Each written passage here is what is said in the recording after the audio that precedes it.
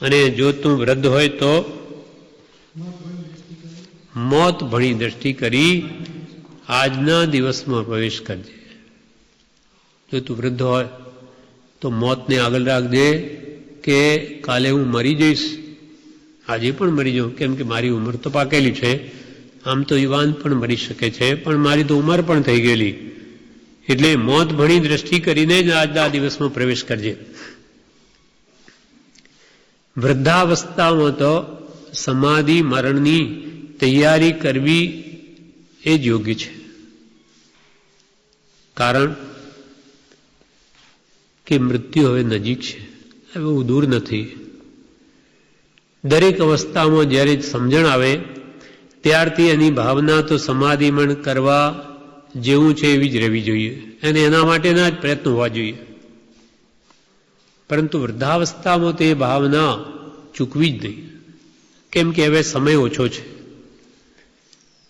અને જાણે વહેલા જ મરી ગયા હતા એમ જાણીને ધર્મની એટલે સમાધિ મરણની તૈયારી કરવા માટે જ જીવાયું છે. કેમ કે આપણે યુવા મરી ગયા હોય તો પછી ક્યારે સમય, તો આપણને આયુષ્ય મળ્યું છે તો એમ સમજવું કે આપણે મરી ગયા, અને પછી બાકીનો સમય એ સમાધિ મરણ માટે જ કાઢવો જોઈએ. ભગવતી આરાધના છે દિગંબરનો, એમાં તો એમ કહ્યું કે જે જ્ઞાની પુરુષો એમને ખબર પડી જાય કે હજુ મારે 12 વર્ષ જીવવાનું છે, તો એ 12 વર્ષ પહેલાથી જ એ સમાધિ મણની તૈયારી કરવા મંડી પડે, અને એના માટે વિચારે છે કે આ સમાધિ મરણ મને કોણ કરાવશે. એટલે એના માટે તે નિર્યામક એટલે ગુરુની શોધ કરે છે, તેવા ક્ષેત્રની પણ શોધમાં રહે છે કે જ્યાં સર્વ પ્રકારે સમાધિ મરણ માટેની અનુકૂળતા હોય.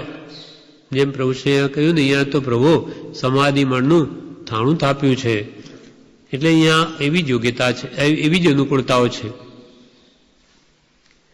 એટલે એ મહાત્મા પણ મને ક્યાં સમાધિમણ થઈ શકે એવા ક્ષેત્રની ખોજમાં રહે, કોણ ગુરુ મને સમાધિમણ કરાવે એની ખોજમાં રહે, અને 12 વર્ષ પહેલાથી જ એ પ્રયત્ન ચાલુ રાખે. અને જ્યારે એ અનુકૂળતા શોધતા હોય ત્યારે પણ એ સહનશીલતા વધારવાનો વધારે અભ્યાસ કરે છે. સહનશીલતા સામાન્ય રીતે વૃદ્ધાવસ્થામાં સ્વભાવ ચીડિયો થઈ જાય છે. તે કરવા માટે ખાસ કહે છે, કેમ કે એક તો આપણે વૃદ્ધ હોઈએ અને કોઈ સેવા કરનાર ન હોય તો એક તો કમજોરી અને ગુસ્સા ઘણા, તો તે વખતે નડે, પછી આપણી સામું જોતા હોય તે ન જોયે. એ શરીરની શક્તિ ક્ષીણ થવાથી એક તો પોતાથી કંઈ થઈ શકે નહીં, અને બીજાને કહે તે ન થાય ત્યારે પછી કશા ચડે, ક્રોધ આવે કે આ લોકો કંઈ મારી સામું જોતા નથી. એટલે કે છે સમાધિમણ કરવું હોય એને આ સહનશીલતા પણ કેળવવી જોઈએ. સહનશીલતા ને ક્ષમા ધીરજ સમાધિ મરણમાં મિત્રો સમાન સહાય કરશે મન ધરો પ્રભુ ચરણમાં. એટલે જેને સમાધિમણ કરવું હોય તેને માટે કરાવનાર જોઈએ, એવું ક્ષેત્ર જોઈએ, અને પોતાની પણ એવી યોગ્યતા જોઈએ, સહનશીલતા જોઈએ, ક્ષમા ગુણ જોઈએ, ધીરજ જોઈએ, તો સમાધિમણ થાય. કેટલું જીવવું છે તો કોઈને તો મારે હવે જીવવું કેટલું છે તો મારા નિમિત્તે હું કોઈને પણ શા માટે દુભોઉં એમ વિચારી મન વચનનો સંયમ વધારવા આવ્યું છે વૃદ્ધાવસ્થામાં પણ. એટલે કે વાણીની મીઠાશ કડવાશ કોઈને ન લાગે એવી રીતે વધારવા આવ્યું છે. એટલે પ્રભુશ્રી પણ બધાને પ્રભુ કહીને બોલાવતા, આવો પ્રભુ. વાણી મીઠી હોય તો બીજાને પણ શાંતિ રહે, કશાય ન થાય,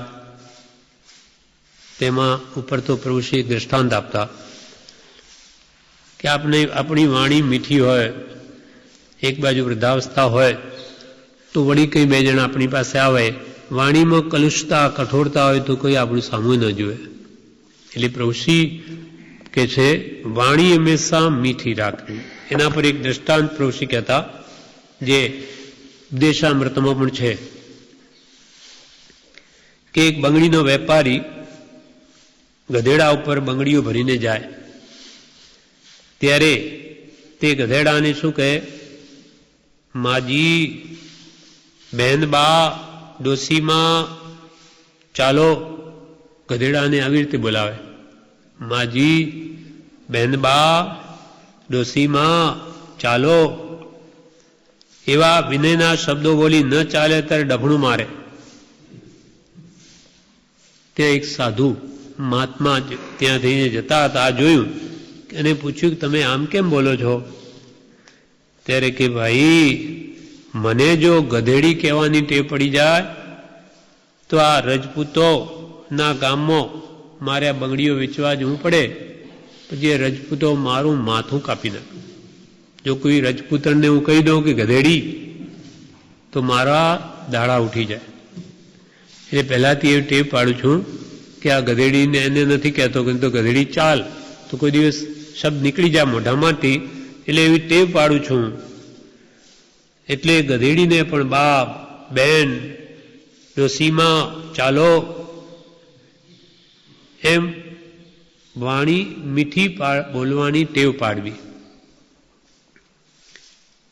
આખી જિંદગીમાં આપણે જે જાણ્યું હોય, વાંચ્યું હોય, સાંભળ્યું હોય તેને આચરવા માટે આ વૃદ્ધાવસ્થા છે. આખી જિંદગી આપણે શું સાંભળ્યું, શું જાણ્યું, તો તે વખતે તો એનામાં ક્ષમતા, ક્ષમા, સહનશીલતા આદિ ગુણો આવવા જોઈએ અને વાણી મીઠી હોવી જોઈએ. એનું પણ એક બીજું દ્રષ્ટાંત આપ્યું છે કે એક સડક ઉપર વાણી કેવી બોલવી તેના ઉપર કહ્યું છે. સડક ઉપર એક ભિખારી બેઠો હતો, આંધળો હતો. ત્યાં રાજાની સવારી આવી રહી હતી ત્યારે બીજા પબ્લિક જનતાએ શું કહ્યું કે અરે બેવકૂફ, એનાથી દૂર થાવ, રાજાની સવારી આવે છે. લોકોએ શું કહ્યું? બેવકૂફ કહ્યું. એટલે આમાં રાજાના સૈનિકો આવ્યા એ સવારીને આગળ, એને જોયો એ આંધળો હતો. એટલે પછી સૈનિકોએ શું કહ્યું? અરે આંધળા, દૂર ખસ, રાજાની સવારી આવે છે. તો પણ હા સાહેબ ખસું છું એમ કરે બોલે, પણ ખસ્યો નહીં. તેટલામાં પછી રાજાની સવારી નજીક આવી, એ ખસતો નથી. એટલે આગળ મંત્રીઓ ચાલતા હતા, તે મંત્રીએ ત્યાં આવીને કહ્યું કે સુરદાસજી, જોયું કે આંખે આંધળો છે, સુરદાસજી જરા તમે આગા ખસશો? ત્યારે શું કહે? હા સાહેબ, હું જરૂર ખસીશ. ને પછી ઉઠીને ખસી ગયો.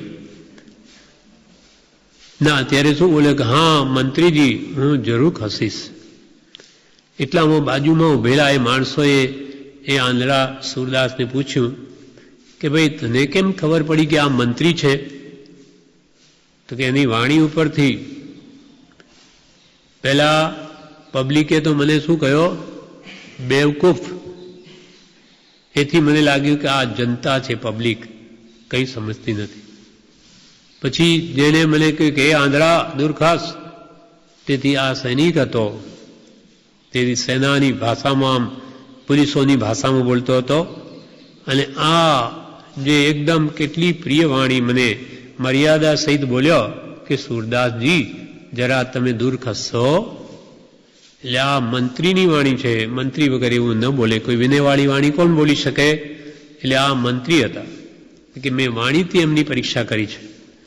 એમ ઉત્તમ કુલના માણસો હોય તે આવું મીઠું, બીજાને પ્રિય લાગે તેવું જ બોલે. વાત એની એ છે, એક બેવકૂફ કહીને ખસેડે, એક આંધળો કહીને, એક સુરદાસ કહીને એને દુઃખ ન લાગે તેમ બોલે. માટે જ્ઞાની પુરુષો કે વાણી તો હંમેશા મીઠી જ રાખે. અને વૃદ્ધ થયા પછી પણ આવા ગુણો આપણામાં ના આવે તો પછી આપણે આખી જિંદગી શું જાણ્યું, શું કર્યું, શું સમજ્યા? એટલે આખી જિંદગીમાં જે જાણ્યું હોય, વાંચ્યું હોય, સાંભળ્યું હોય તેને આચરવા માટે આ વૃદ્ધાવસ્થા છે.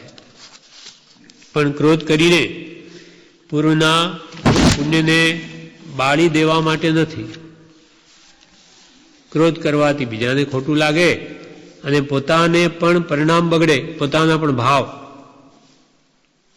તે ઉપર પણ પ્રભુ શ્રીજી એક દ્રષ્ટાંત આપતા કે ભાઈ આપણી વૃદ્ધાવસ્થા છે, આપણી કોઈ સેવા કરતું હોય એ સારા ભાવે બધું કરતું હોય, જે આપણે દુઃખરૂપ પણ હોય તો પણ આપણે સહન કરવું, કેમ કે તે વખતે બીજો કોઈ ઉપાય નથી. એમ કહીને પ્રભુશ્રીએ એક વાત કરી કે એની પાસે રહેનાર માણસ, સેવા કરનાર, માનો કે તેનો ગલ્ફો આવી ગયો એને વૃદ્ધાવસ્થામાં અને એને કાઢવા માટે તેનો ગલ્ફો બેસી જાય તે માટે કે કે પછી એ ગલ્ફો એનું ગળું સુકાઈ જાય, કે ભાઈ એનું ગળું સુકાઈ જાય છે, કોઈ એમ માનીને એના મોઢામાં પાણી રેડે, એ બોલી નથી શકતો, શ્વાસ પણ માંડ લઈ શકે છે, પણ ઉપરના વ્યક્તિને એમ લાગ્યું કે એને ગલ્ફો આવી ગયો લાગે છે એટલે પાણી રેડે. કોઈને એમ લાગે કે એનું ગળું સુકાઈ જાય એટલે પાણી રેડે. જ્યારે એ માંદો માણસ તો એક તો શ્વાસ લેવાતો નથી અને એમાં વળી પાણી રેડે, તેનાથી એને તો અકળામણ વધી જાય, ઉડતી અકળામણ વધી જાય. પણ ઉપર સેવા કરવાવાળા માણસને કોઈ બીજો ભાવ નથી કે એને દુઃખી કરું, તો તે વખતે કહે છે આપણે એમ વિચારવું જોઈએ, માનો આપણે કે બોલી બી નથી શકતા, એને કહી નથી શકતા કે ભાઈ બસ હવે બંધ કર, મને તો શ્વાસે લેવાતો નથી, તો તે વખતે આપણે જો સમજેલા નહીં હોઈએ તો પરિણામ બગડે આપણે કે આ મને તો શ્વાસે લેવાતો નહીં, જુઓ ના મને મારી નાખે છે. એવું ન વિચારતા તે વખતે એમ વિચારવું કે આના દ્વારા મારે આ ઉપસર્ગ થવાનો છે, એમ વિચારીને પણ શાંત રહેવું, પણ પરિણામ બગડવા દેવા નહીં, આપણા ભાવ બગડવા નહીં દેવા. કેમ કે સામા વ્યક્તિનો ભાવ આપણે ભલાઈ માટે છે, એને કે બુરું કરવાનો ભાવ નથી, પણ બુરું થઈ રહ્યું છે, ઉડતી અકલામણ વધી રહી છે, તો તે વખતે પણ એના પ્રત્યે બીજોનો ભાવ ન લાવતા ખમી ખૂંદવું. કેમ કે નિરુપાયતા છે ત્યાં સહનશીલતા સુખદાયક છે. હવે અહીંયા આપણે કંઈ કરી નથી શકતા, તે વખતે જો આપણી સેવા કરનાર પ્રત્યે પણ જો બીજો ભાવ લાવીએ તો આપણે માત્ર કર્મ જ બંધાય, જ્યારે સામા વ્યક્તિનો એવો ભાવ નથી. એવું જ દ્રષ્ટાંત આપણે કૃપાલદેવનું છે. છગનભાઈ નાનજી કૃપાલદેવને તેલ ચોલે, કોઈને કહ્યું કે આ તેલ ચોલો એટલે એમને મટી જશે. હા, વિરમ ગામના નહીં, લીમડીના. એટલે એનાથી બીજે કહ્યું કે તમે આ શું કરો છો, એથી તો આ માંસ એક તો કૃપાલદેવ નથી, બધું સુકાઈ જશે. પણ એમને ખબર નહીં, એમને તો કોઈ એક તેલ ચોલો એટલે એ તો ચોલવા લાગ્યા. એટલે બીજાએ કહ્યું ઉડતું આ તો નુકસાન કરે, પણ કૃપાલદેવને કંઈ નહીં, જે હોય તે બધું સમતા, એ ચોલે તોય ભલે, ન ચોલે તોય ભલે.